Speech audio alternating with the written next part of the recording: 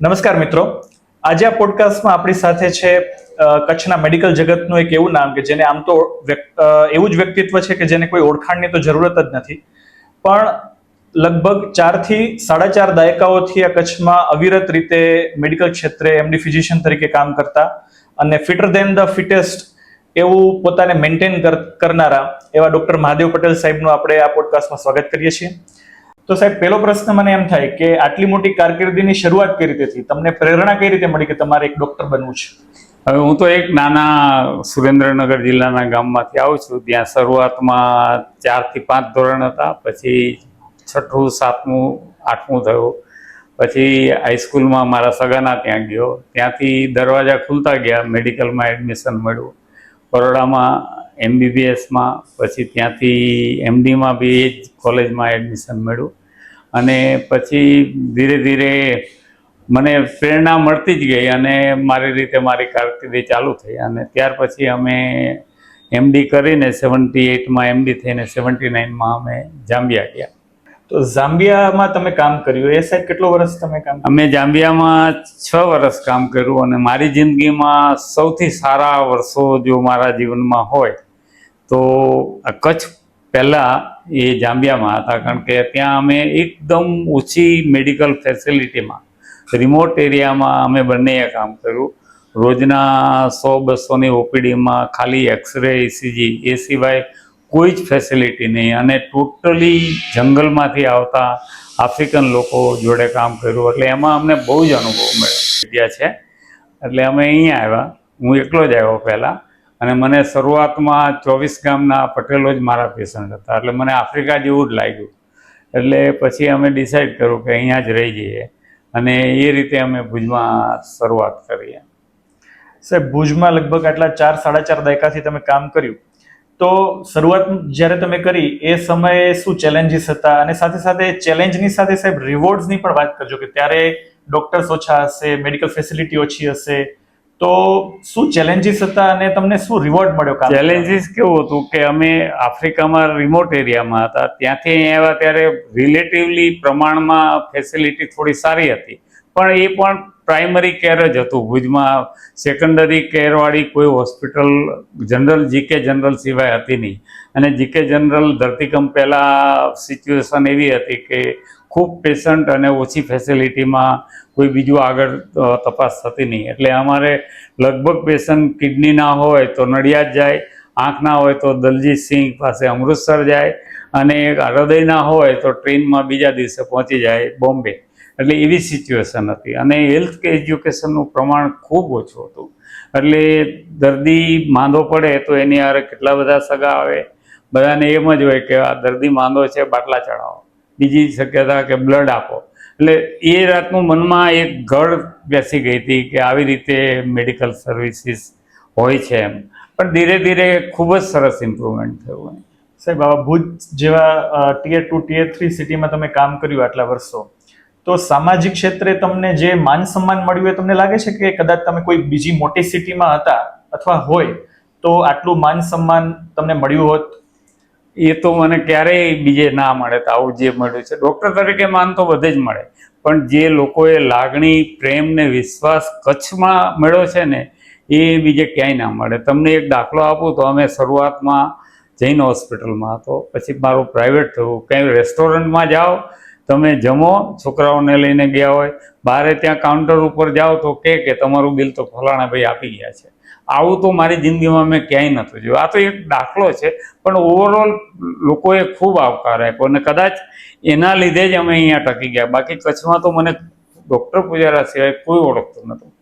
ખૂબ સરસ સાહેબ.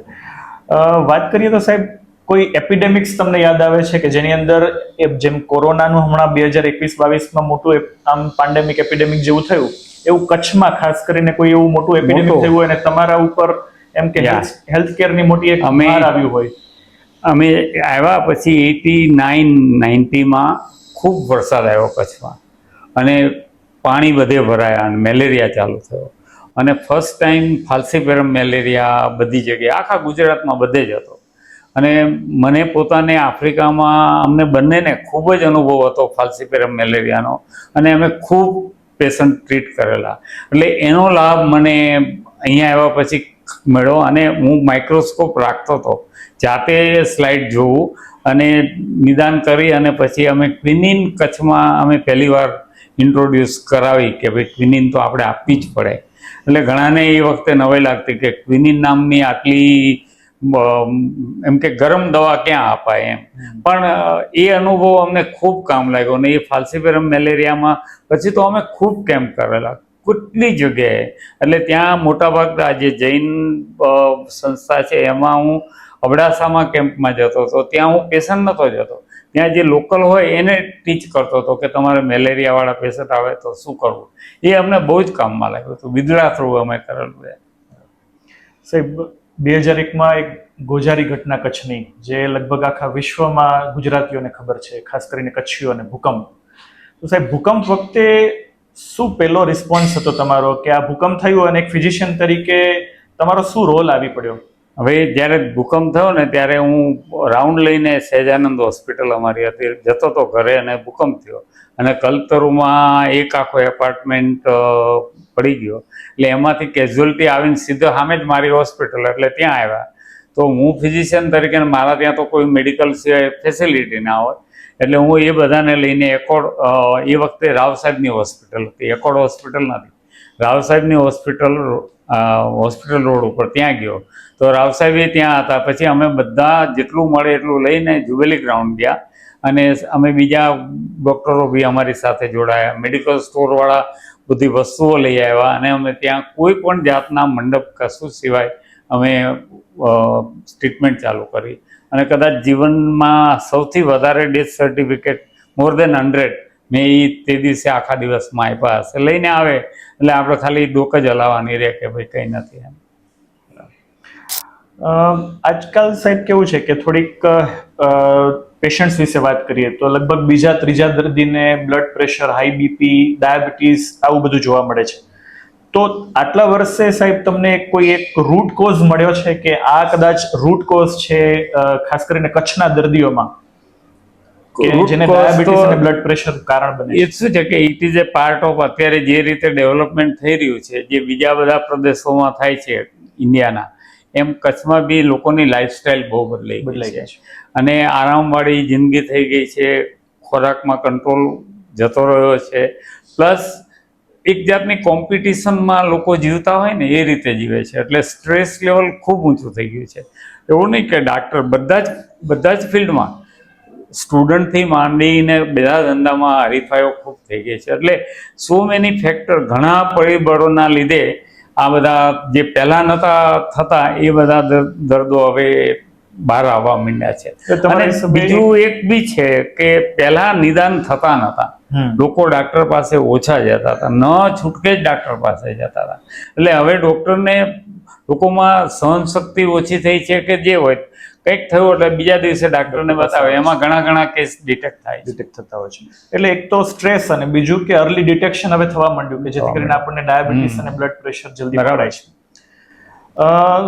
સાહેબ આટલા અનુભવ પછી તમને શું લાગે છે કે કચ્છના દર્દીઓમાં એવી કોઈ હેબિટ્સ છે કે જે ખરેખર કોઈ આ કોમનલી જે કચ્છમાં જોવા મળતી બીમારીઓ છે એના ઉપર આ હેબિટના કારણે આ બીમારી થઈ છે તો હેબિટ કદાચ બંધ કરી દે અથવા ન્યૂ જનરેશનને હેબિટમાં ના પડે ને એને ફાયદો થાય? એટલે શરૂઆતમાં અમે આવ્યા ને ત્યારે પ્રેક્ટિકલી લોકો પોતાના ધંધામાં ધ્યાન આપે, થોડીક ધાર્મિક પ્રવૃત્તિ હોય, થોડુંક સોશિયલ પ્રવૃત્તિ હોય, એટલે ઓવરઓલ લાઈફ વોઝ એકદમ શાંત અને સ્મૂધ હતી, સરળ હતી. હવે જે મેં કહ્યું ને એ પ્રમાણે લાઈફ થોડી કોમ્પિટિટિવ થઈ ગઈ છે, લોકોમાં વ્યસન બહુ આવી ગયા છે. યંગ જનરેશનમાં ફિઝિકલ એક્સરસાઇઝ જેવી વસ્તુ હતી જ નહીં, હવે થોડી જાગૃતિ આવી છે. એટલે એ બધું ધીરે ધીરે ડેવલપ થઈ રહ્યું છે. લોકો વોટ્સઅપના લીધે કે બીજાના લીધે થોડું જ્ઞાન મેળવવા લાગ્યા છે અને હોસ્પિટલ ફેસિલિટીઝ ઓવરઓલ કચ્છમાં ખૂબ વધી ગઈ છે. ઘણા બધા ડૉક્ટરો, ઘણી બધી જુદી સ્પેશિયાલિટી છે, એટલે જુદા ફિલ્ડના જુદા દર્દના નિદાન બી થવા માંડ્યા છે. એટલે ઓવરઓલ સારું થવા માંડ્યું છે, પણ ઓવરઓલ કેસીસ વધી ગયા છે. પણ એવા કેસીસ વધ્યા છે કે જે ચેપી હોય એવા નહીં, ચેપ સિવાયના દર્દીઓ વધી ગયા છે. ડાયાબિટીસ છે, પ્રેશર છે, કે જે ચેપ ન લાગે પણ લાઈફસ્ટાઈલના અનુસંધાનમાં હોય. આપણે હેલ્થ અવેરનેસની વાત કરતા હતા, તો હેલ્થ ચેકઅપ્સ એટલે ઘણા લોકો એમ કહેતા હોય કે આખા બોડીનું ચેકઅપ કરાવી લીધું, આખા બોડીનું MRI કરાવી લીધું, અને આ ટૂંકમાં હેલ્થ ચેકઅપ શું રૂટીન લોકોને તમે સજેસ્ટ કરો છો, અથવા કયા લોકોને તમારે હેલ્થ ચેકઅપ માટે હવે કે ભાઈ આ એજ થઈ કે આ પરિબળો છે તો તમારે હેલ્થ ચેકઅપ કરાવવું જોઈએ? અમે 85 માં આવ્યા ત્યારે કચ્છમાં હેલ્થ ચેકઅપ જેવું કોઈને પેલું હતું જ Concept નહોતો. નહીં. અને અમે એટલે કે હું પ્રેક્ટિસ કરતો હતો ને ઈલા રિલેટિવલી ફ્રી રહેતી હતી, એટલે અમે એક હેલ્થ ચેકઅપનો કન્સેપ્ટ રજૂ કર્યો. પણ એ વખતે અમે ખાલી રૂટીન તપાસ અને ડાયાબિટીસ, કિડની અને કોલેસ્ટ્રોલ આટલું અમે કરાવતા હતા. પછી ધીરે ધીરે એ વસ્તુ ખૂબ આગળ વધી ગઈ અને હવે તો હેલ્થ ચેકઅપમાં તો જુદી જુદી ટાઈપના A type, B type, C type, executive એવા બધા થયા. પણ બેઝિકલી મને એમ લાગે છે કે અબાઉ 40 પછી તમે 2-3 વર્ષે ચેક કરાવો જો ઇફ યુ આર નોર્મલ તો સારું.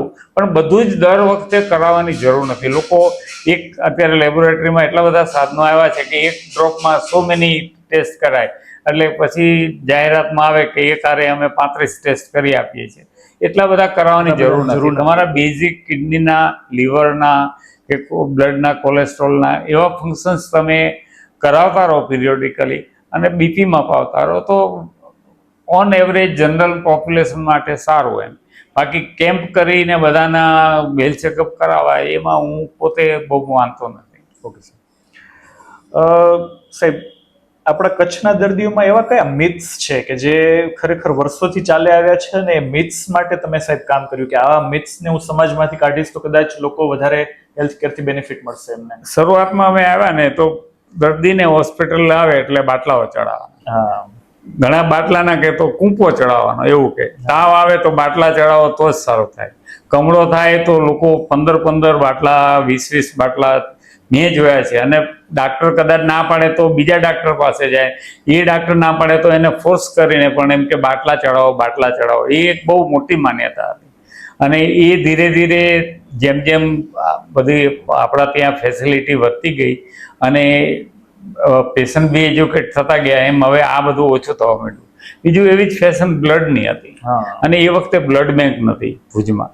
એટલે આનંદો પાસે પેલા શિવનું મંદિર છે, ત્યાં બધા ધર્મશાળામાં બધા બાવાજી પેલા કે રહેતા હોય, ત્યાંથી એક જણ જાય બ્લડ બેંક લેબોરેટરીમાં જાય, ત્યાં બ્લડ ચેક કરાવે અને એનું બ્લડ લઈને આપી દે. લોકોમાં જાગૃતિ નથી કે આપણે પોતે લોહી આપવું જોઈએ. એ ઉત્સાહ એમનો વધતો ગયો અને નાની નાની બાબતમાં પેનિક થઈ જતા હતા કે ગભરાઈ જતા હતા, એ ધીરે ધીરે ઓછું થવા માંડ્યું. એટલે એ રીતે પેલું થયું. એવી જાગૃતિ થેલેસેમિયામાં આવી. શરૂઆતમાં બહુ પ્રોબ્લેમ થતો હતો કારણ કે કોઈને એવું જ્ઞાન જ નહોતું. એટલે એ રીતે કચ્છની પ્રજામાં અમુક જાગૃતિ અમુક સમાજમાં તો ખૂબ સારી આવી. સાહેબ, એન્ટીબાયોટિક વિશે વાત કરીએ. હવે તો ઘણા લોકો આમ ગૂગલ પર સર્ચ કરીને આમ ગળું બળે છે કે દુખોયો કે એક દિવસ તાવ આવ્યો તો એઝિથ્રોમાઇસિન લઈ લીધી.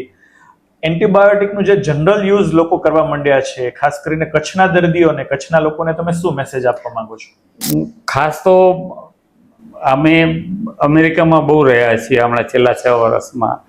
જે આપણા ત્યાં એન્ટીબાયોટિકનો જે ઉપયોગ થાય છે, મિસયુઝ નથી શબ્દ વાપરતો, પણ જે ઉપયોગ થાય છે ને એ ખૂબ જ વધારે છે. અને ખાસ કરીને યંગ જનરેશન ગૂગલ સર્ચ કરે અને વાંચતા હોય તાવના કારણો, તો એમાંથી 3 કારણ એવા હોય કે જે આપણને ગભરાવે હોય, પણ એ રેર હોય, 1000માંથી 3 ને થાય. જ્યારે 99% જે કારણ છે એને નિગ્લેક્ટ કરીને કે સાહેબ આ હશે તો, એટલે જરૂર વગરના ઇન્વેસ્ટિગેશન્સ કરાવે. પેશન્ટના સગા બી સાહેબ બધું જ ચેક કરાવી લો ને. એટલે એ જે હજી માન્યતા છે ને એ અમુક ક્લાસમાં છે, એ આપણે ઓછી થવી જોઈએ. કારણ કે એનાથી પછી વધારે દવા અને ધીરજ ના રાખો એટલે એ દવા બદલાવી પડે, એન્ટીબાયોટિક બદલાવી પડે. સાદા ફ્લૂમાં તમે કંઈ ના કરો તો 2-3 દિવસમાં સારું થઈ જાય, અથવા તો ત્રીજા ડૉક્ટર પાસે જાઓ એટલે એની મેળે સારું થતું હોય. એ વસ્તુ સામાન્ય લોકોમાં હજી અજ્ઞાનતા છે અને કોઈ રિસ્ક લેવા માંગતું નથી. ડૉક્ટરમાં બી કોઈ અત્યારે જે કન્ઝ્યુમર ફોરમ આવ્યું તો કોઈ ડૉક્ટર રિસ્ક ન લે. તાવ આવ્યો છે તો એને એમ થાય કે ભાઈ કાલ સવારે કદાચ 100માંથી 1 જણને નીકળે તો હું શું કામ રિસ્ક લઉં, તો એ બી ઇન્વેસ્ટિગેશન કરાવે. પણ બાકી જો જૂના અમે ઘણા હજી એવા છીએ બધા કે વી વેઇટ, અથવા તો પેશન્ટને કન્વિન્સ કરીએ અને પેશન્ટ એગ્રી થાય કે ના આપણે રાહ જોઈએ, તો હજી ઘણા એવા તૈયાર થઈ જાય છે પેશન્ટના સગા બી. ખવડાવવામાં એવું જ છે, હું એને સમજાવું કે 4 અઠવાડિયા લાગશે, તમે આ કરશો તો 4 અઠવાડિયા લાગશે, કંઈ નહીં કરો તો 4 અઠવાડિયા લાગશે, પણ 4 અઠવાડિયા તો લાગશે જ. તો ઘણા માની જાય, તો એ લોકોને ઓછા ટ્રીટમેન્ટ લેવી પડે એમ. સાહેબ, તમે આટલા વર્ષના અનુભવ પછી તમને શું લાગે છે કે જે ન્યુઅર જનરેશન આવી ડોક્ટર્સની અંદર, તો એમાં ટેકનિકલ સ્કિલ્સ છે, ઇથિક્સ છે, એમનો એટીટ્યુડ છે કામ કરવાનો, એમાં કોઈ ફેરફાર લાગે છે તમને?